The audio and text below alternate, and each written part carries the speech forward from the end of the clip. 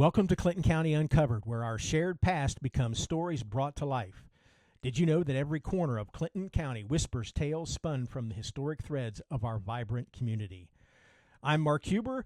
She is Shelby Boatman, and we'll be your guide as we delve into these captivating chronicles. Together, we'll uncover the essence of Clinton County from its daring beginnings to its pivotal contributions to national history, with fascinating stories of unsolved mysteries, the sports legends who shaped our identity, and daring wartime deeds. Our journey will be one that you won't soon forget. Good afternoon, Shelby. Good afternoon. Thanks for having me. Sure. This is our periodic podcast. I think earlier we've said every couple of weeks, and I hate to paint us into that corner, so you'll just have to keep an eye out on the Clinton County History Center website to see when that podcast pops up. So first off, let's take care of a little housekeeping. Talk about how people can reach us here at the Clinton County History Center. Sure, absolutely. So you can reach us in a variety of ways. We are currently on Facebook and Instagram. You can find us by searching at Clinton County History. We're also on YouTube, which is where this podcast is being hosted at.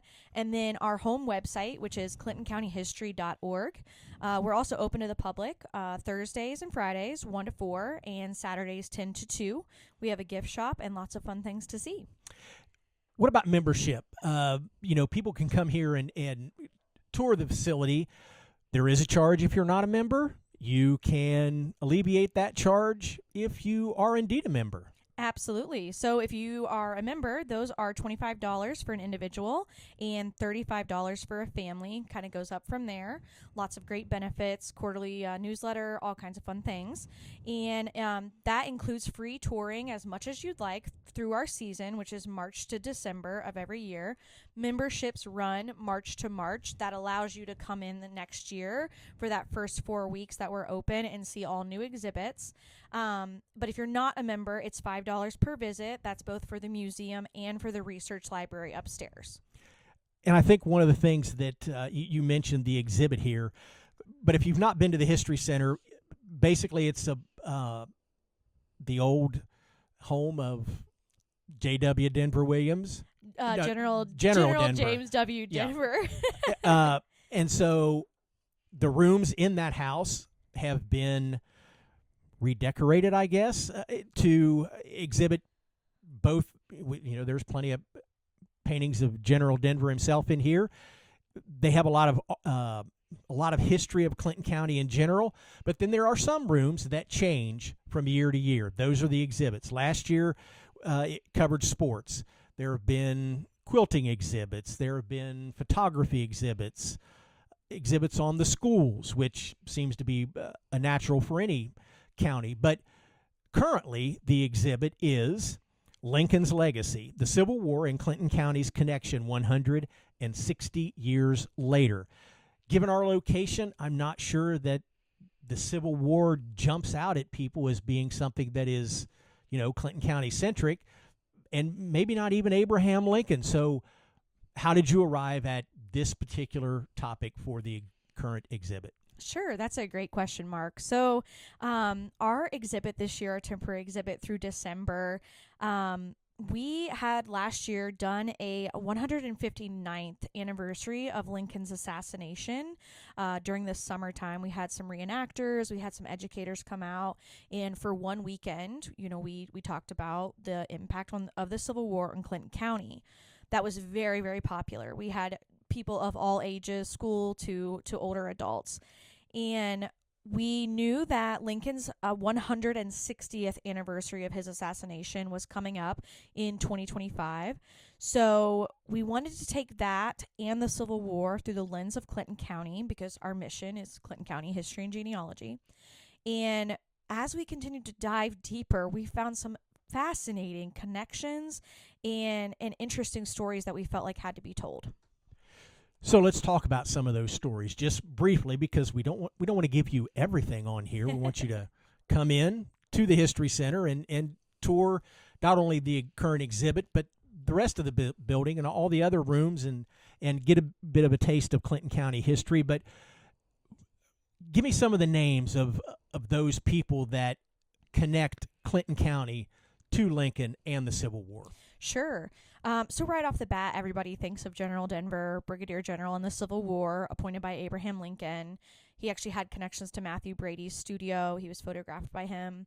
But beyond General Denver, beyond Little Gib, I'm sure most people have heard about Little Gib in Port William, there's Mary Taylor Adams. There's Mr. Fisher, who was bunkmates with Abraham Lincoln in the early days.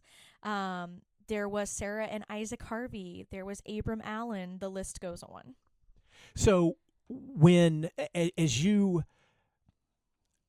knew about some of the connections with Lincoln and Clinton County, but when you started researching this and all these other names popped up, how surprised were you that there were so many? Oh, I was absolutely shocked. We could have built a second exhibit off of this one. There was so much information. We simply ran out of time and we ran out of space. So what you get to see here is really just below the surface of what we could have done. There's some really great information, some great facts that are still available for research purposes in our research library upstairs with the genealogy library. And, we had kind of touched on these doing talking tombstones, Mary Taylor Adams, the first Civil War nurse from Clinton County with ties to Clinton County. We had just scratched the surface of her. And we wanted to tell that wider, that deeper story, and some really meaningful, impactful people from Clinton County that went to serve their country, answered Abraham Lincoln's call. Azariah Doan, we've talked about this before, and just people from Clinton County, which most people think Clinton County, so what? These people, 160 plus years ago, truly made a huge difference for their community. So I was able to go through the exhibit with my 6-year-old son, and of course, one of the first things you see in the exhibit are the 80-pound cannonballs, and he was completely fascinated by that. But there's uniforms, and there are rifles, and there are swords, and as you said, there's a lot of great information that maybe isn't accompanied by an exact artifact. But one of the things that I know somebody brought in not long ago prior to the start of the exhibit was a sword that belonged to somebody that was involved with the Civil War that has a pretty great story along with it. Yeah, absolutely. So Kelly Hopkins, I'm sure everyone knows him. He had came in and donated a sword, saber, very, very long item that was used in the Civil War during battle. It was John Shep, and he is from Reeseville, or was from Reeseville, Ohio, no longer living. He actually fought in the Civil War, was severely wounded, ended up getting transferred or held captive in Andersonville prison as well as Libby prison, which were two of the worst and just really unsanitary, really dangerous prisons that were operated by the South at that time. And he ended up coming home to Clinton County, lived out a fairly decent life, had some injuries from the war pertaining to his lungs that ultimately, he passed away from, because back in the day they didn't have the medical equipment to remove a bullet from your lung. But very interesting individual, again from Reeseville, which is part of Clinton County, and his sword is on display here in the exhibit.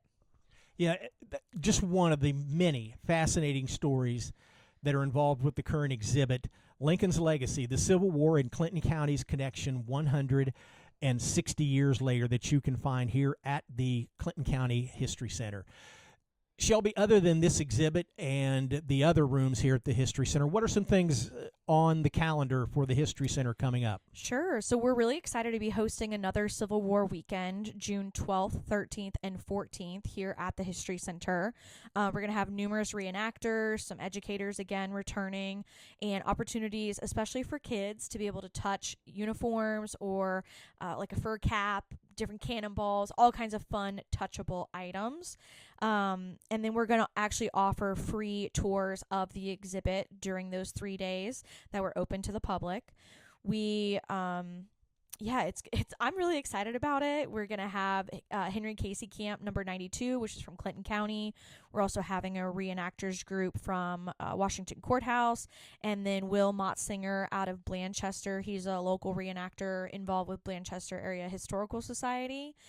He's gonna actually have little grape shots and cannonballs and really cool artillery that people will be able to interact with.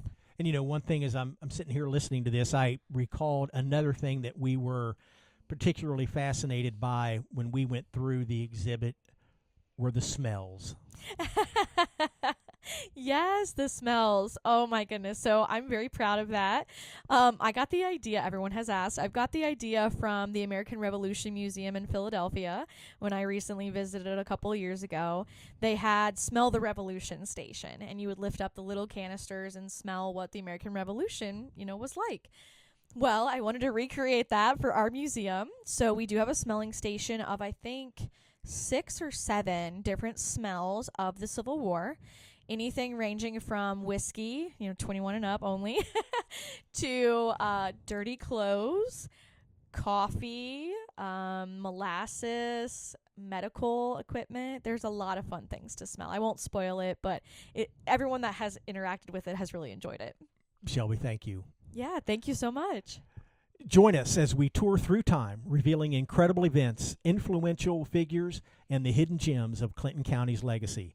This podcast is packed with the accounts and history that echo through generations, perfect for both the history buff and the historically curious. Don't miss out on enriching your understanding and celebrating our enduring heritage. Subscribe to Clinton County Uncovered today on your podcast app and start listening to the stories that have shaped who we are.